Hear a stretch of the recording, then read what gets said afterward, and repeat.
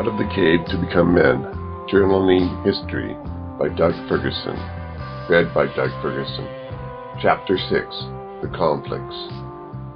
In this world, there seems to be always conflict. There are conflicts outside of us and inside of us. How can we grasp an understanding the torment everywhere? How do we wrestle to control this reality of things being wrong? Nothing is as it ought to be. We are all frustrated in our inadequacy of making things right. Maybe if we knew more, could see more, or increase our understanding, then we could break from our powerlessness. Understanding history could possibly give us some plan of action to address the conflicts in the world. Band-aids will not solve the open wounds of conflict. Patches and paint are no solution.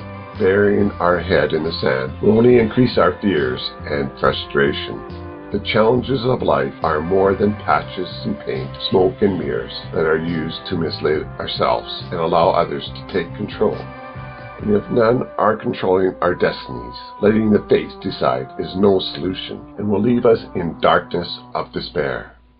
Rather, we need to be enlightened to face the challenge of living. Ignoring the problems doesn't solve them. Sweeping dirt under the rug does not clean the room of the dust that causes the allergies or stop belaboring for the breath of life. Do not just be followers, being led to the slaughter. Awaken to reality. Become aware of the world and the herders who lead you onto the path to their agenda, whatever that agenda is. Our experience can overwhelm us and transform us into something that we once hated. If we don't have an eternal perspective of what ought to be, our limited, finite feelings take control of us. When our emotions control us, we give up our power to choose. Then we become slaves to the material. The material overwhelms us by feelings and things. When we examine our life, we become too overwhelmed to face the built-up piling of things. In our living, we tunnel through our comforting, familiar mess of our hobbit house cave. This mess we avoid until a crisis makes it unavoidable. We don't realize how much we have gathered until we move. If we never move, then our precious things are inherited to become the burden of others. Why have we allowed the material to become such a burden? What is working in our consciousness that takes control of our rationale? What perspective of reality creates this clutter in our life? Why is the material controlling our fate? Why do we gather stuff? What is controlling our reality?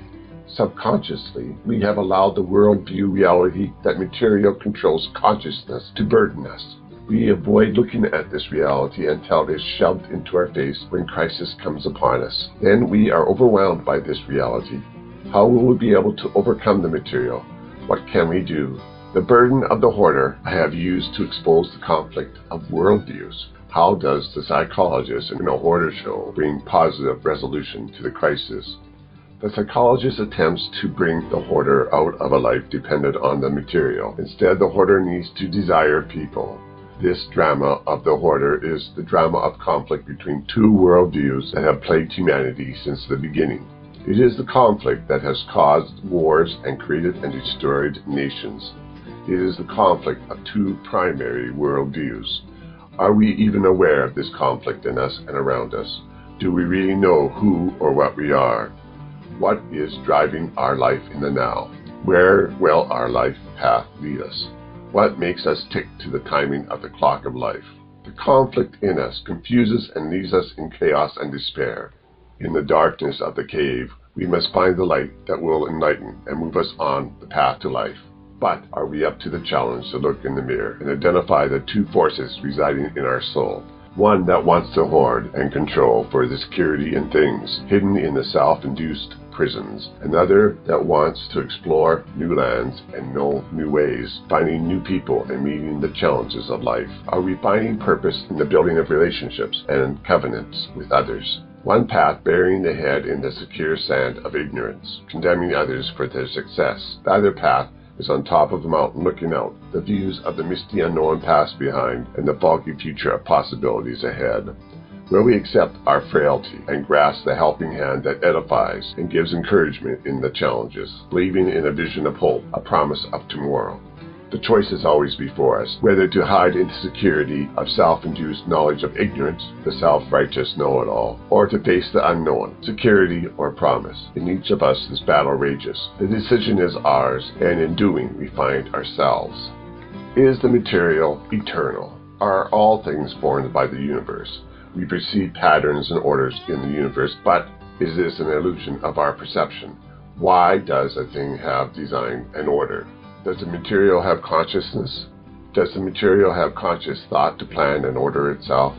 In this age of computers, we imagine that we can create a consciousness like us from the material.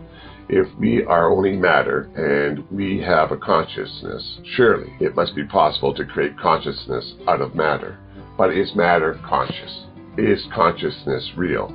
Are we self-aware? Are we only robots of the universe? Do we just do mindless functions in a mindless universe? Are we only a cog with no real purpose? Those that conclude that the material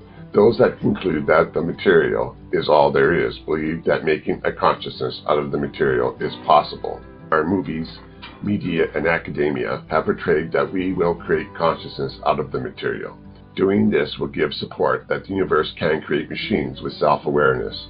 The materials thinks that they can achieve freedom by becoming a machine of the universe. What type of freedom is achieved from this worldview?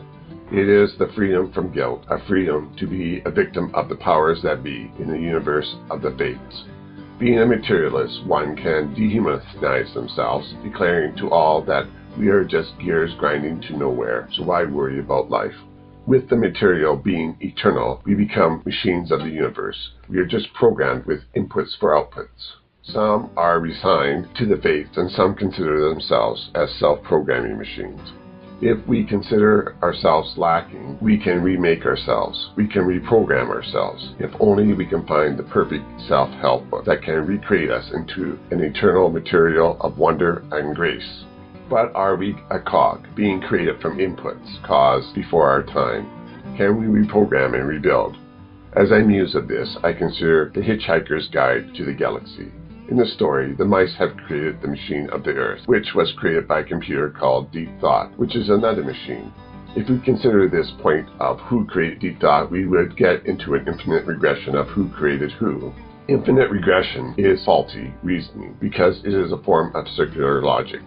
Infinite regression, in this case, is this machine was created by that machine, which created by the machine before that time, and so on. When one machine verifies the other machine in a circular recursive pattern. Circular logic is used all the time. Another example is the writer of a book will say that they have the truth, and they use the book that they have written to verify them because the book says the writer of the book is the prophet of truth. So the book verifies the writer, and the writer verifies the book. This is circular logic. Getting back to Hitchhiker's Guide to the Galaxy, the inputs of the Earth will create the answers to the meaning of life, the universe, and everything. The basic premise of the story is we are machines caught in the cogs of the universe, and that life has no real meaning. So you just might as well do your best at enjoying yourself, and don't worry or panic about the craziness around you. It is fun to muse about how the passengers in the spaceship Heart of Gold deal with life's challenges. When reality overwhelms, we can just hit the improbability button, disassociate ourselves with reality, and become crazy. And somehow, when we come back into reality, our problems will solve themselves. An entertaining thought, but escaping from reality does not solve problems, for they are even worse when we come back in sync with reality. Many have disassociated themselves from reality in a hope that this process will solve their problems of dealing with their faults and the harshness of reality. In truth, some have created major world religions which embrace this process of disassociating themselves from reality. So, we have discussed the worldview that the material is the meaning of life. It leads to grasping for the material for security in this world. This worldview is countered by making people the focus of living. There is a conflict between these two worldviews. One that information leads to material, another is material leads to information. The first is proactive in living. Information is the mind understanding the material, the mind creating and changing the world, the mind understanding, planning, and organizing the world into something creative and new. The other is reactive, wanting to keep things the same, believing in balance, to not change and upset the status quo. Instead, the goal of those who believe in the material is to hide in the camouflage of the universe. This is the worldview of the Hoarder. They use a mountain of stuff to hide from the reality of the world. They live in a fantasy they create from the pile of material around them. Eventually, if they cannot come out of their fantasy, they will withdraw from life and die in their mess. The materialist resists changing the environment, for to change the environment is to rebel against the universe. To reject the mountain of stuff is to move out of their safe space. They become phobic with the fear of reaping the wrath of the universe. If they let go of the material, they lose control of their fantasy world, and the phobic fear causes them to scream in terror. René Descartes' Latin philosophical proposition, cogito ergo sum, translated as I think, therefore I am, or I experience, therefore I am, is a conclusion that we are self-aware. We are more than the material. But does philosophy of consciousness deliver us from defeat? Can it overcome fate? Some think that it really doesn't matter what philosophy determines your path in the world. The defeated consider both views lead to being powerless. We are trapped, victims of the powers that be. Though one philosophy is without guilt, the other leaves one in guilt. The destination is the same. The guilty philosophy, with God, the eternal conscious, being the overlord, that declares you the sinner, because that is what you are. You can only be good if you deny yourself and become the surrendered robot of the tyrant God, surrendered all to the great consciousness. It doesn't matter if the universe is king or the tyrant God is king. The results are the same. We are only puppets. But is that so? Are we only puppets? Can our life change the course of life? Does our life have meaning? Those who confront the Hoarder philosophy, those who wish to address the tyrant kings, they are considered rebels against the fates of the universe. They are considered evil, for they wish to question the status quo. They wish to disturb the garbage piled around us. They want us to look at ourselves. They make us feel bad for accepting our fate as victims. They want us to be responsible. They question the powers that be. They question the authority that takes care of us. The rebels, who consider themselves more than puppets of fates, have a worldview that they have importance. How can they be so arrogant? They believe that they are individuals. Their conscious decisions can change the world they live in. They have embraced the world philosophy that information transforms the material. They climb out of the piled mess of the murkwood forest into the light. Breathing the fresh air, they glimpse the way to life. They see the evidence of the unseen. By faith, they continue on their journey. They embrace and believe the conscious decisions of the mind, using information, knowledge, and understanding to change the material universe. Where did they get their arrogance that they can change the world around them? Why do some think that there are gods that can recreate the world? This image of consciousness creating the world is espoused in Genesis. The universal fates are not in control, rather the eternal consciousness. The first cause creates the material out of nothing. Elohim, the plural one, is the spirit who hovers over the abyss of black chaos, and is the word who speaks to create and transform the universe. The eternal consciousness are not the victims of the universe. Instead, consciousnesses created and molded the universe into what they desire, and after the material was worked upon, it was considered good. In Genesis, in the Torah, it is declared that humanity is made in the image of these eternal consciousnesses. It is a religion of consciousness, an eternal material religion, which has many different names, one of these being Scientism or postmodernism or whatever. Matter is eternal, and what we consider as consciousness is an illusion. This illusionary consciousness we possess does not perceive reality, but rather a self-conceived universe. There is no true reality. Each one's reality is as relevant as another's. What is Scientism? A philosophy that you've probably never heard of before, though you have been influenced greatly in your education by it. Scientism is a belief that began developing and gaining adherence in Western societies in the late 19th century. Hilary Putman and Zatan Todorov, who are philosophers, declared scientism as the dogmatic endorsement of scientific methodology and reduction of all knowledge to only that which is measurable or empirical. This worldview is based on matter defines information. Dennis Alexander is the Emeritus Director of Faraday Institute for Science and Religion at St. Edmund's College, Cambridge, a molecular biologist and an author on science and religion. He has talked and written about scientism, and I recommend reading and listening to him to get a grasp of the historical issues of this. Also, Jordan Peterson talks a lot about postmodernism. In the Western world, from the 16th century to now, the conflict between many theists and atheists worldviews have been climaxing for supremacy. In the 20th century, atheistic scientism took a big hit in cosmology when the universe was determined to have a beginning. This, of course, is still confidently denied by believers in scientism using unprovable or logically deficient theorems such as the multi-universe, the law of gravity, vacuum energy, and so on. Next, the conclusion of the double-slit experiment caused no end of destruction to the paradigm that the material is the primary cause of the universe. What is the conclusion of the double-slit experiment? Its conclusion is that information determines what material will be, with information determining whether matter is a wave or a particle. Really, it is a mind-bender of an experiment. Look it up and consider. What decisions are we going to make? Who do we want to be? Are we to accept being tools of the fates of the universe? Are we going to continue to live life as victims? Or are we going to overcome our victimhood and the powers that be? Are we going to address the judgment of our failures of what we ought to be and take on the curse of the material that has piled around our life? Let us not justify the piled garbage in our life with convoluted reasoning and logic. When observing our reality, let us not look at crap and say, I need that. Let us not look at the broken ways of doing things and say, if I just do it one more time, it will work. Instead, throw away the broken ways. Determine what is good and true and follow that way. Do not let the material control life. Listen and cherish the consciousness around you. Listen and cherish the consciousnesses around you.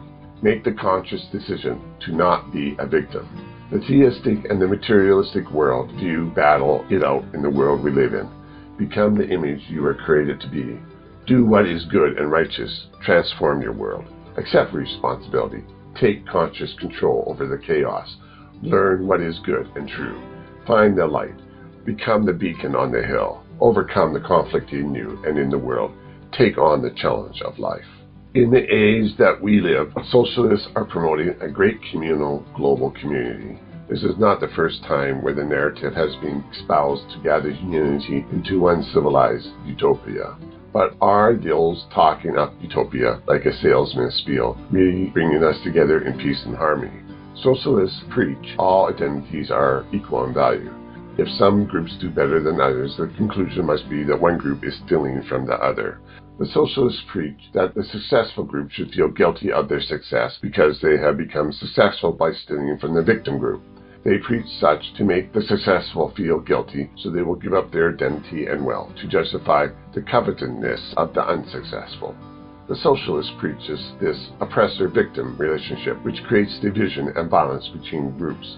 After the revolution, the mothering socialists are to collect the broken pieces, declaring themselves the people's healer.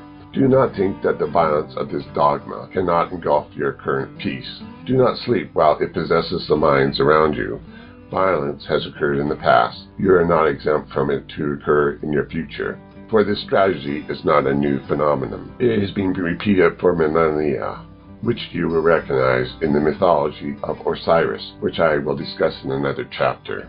Socialists use identity politics to divide and conquer. Each identified group is a victim of another. Preaching justice for all, the socialist power players fabricate injustices to create war between people. We are all being played against each other. It is just a ploy used to divide and conquer opposition. Setting a goal as utopia, all those that oppose must be the enemy. Any who challenge and criticize the narrative certainly must be evil.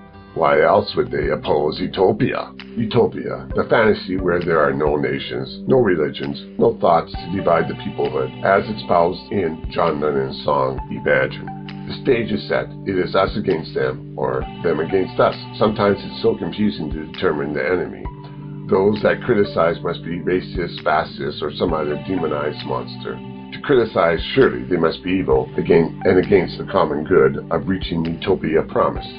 So say the Stalins of the world as they divide and conquer in their chance to grab all the marbles in their addicted lust for power and dominance. It is the battle of the mega sociopathic demigods. What can turn man into these murderous monsters? Their original intentions led them to be priests and teachers, yet they became corrupted by evil desires. How did they become transformed? As teachers in society, they had some knowledge. With this limited knowledge, they found that they could dominate others. Priests and teachers became self-promoting bullies, forming gangs and dominating those around them. The experience of dominance induced the drug of dominance in their brain. Though they once had good intentions, they were not self-aware and became druggies for power. Power corrupts, and absolute power corrupts absolutely.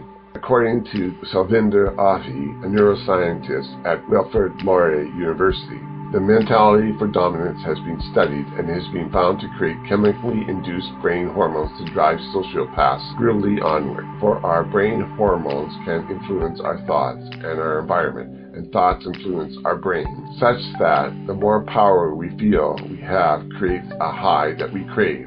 We can become addicted to power like a druggie is addicted to heroin. Epic struggles of the mega sociopathic demagogues and their gangs can easily sweep across the world and engulf us.